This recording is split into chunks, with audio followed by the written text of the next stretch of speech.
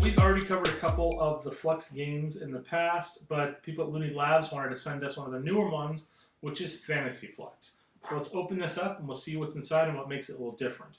If you don't remember our prior stuff or you haven't seen it before, the way the game works is that the only rule at start is that you draw a card and you play a card from your hand.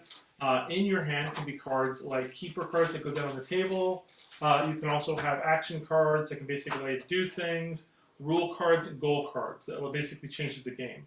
The entire point of the game is that it is constantly in flux. And then you're basically going to take the cards in your hand and you're going to set the rule conditions that are going to allow you to win. The problem with this being, of course, that other people are doing the exact same thing, and if they, get their goal before you, they win.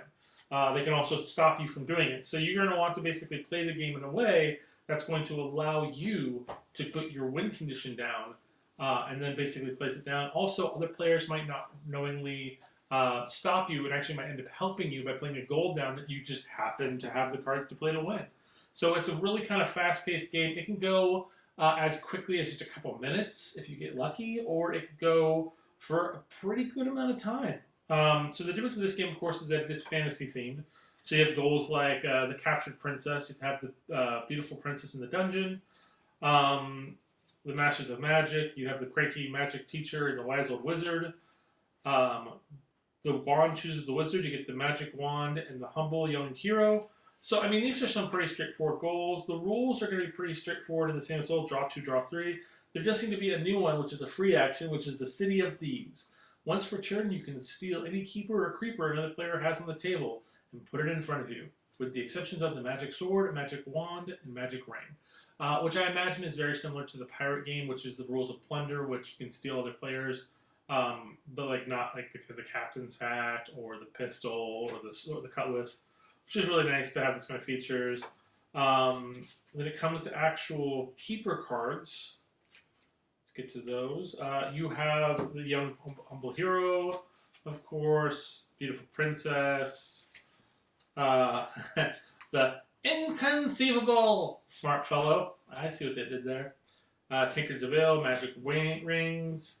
Yeah, a lot of this is just very kind of tropey. They have stuff in there like the cranky magic teacher, which is clearly a direct reference to Harry Potter that I wish I understood, but I've never read those books, so haha. Trail rations, that's very Hobbit themed right there. A lot of food. Unicorns, bags of holding. The dreaded pirate. I mean, clearly that's a reference to the dread pirate, which is interesting.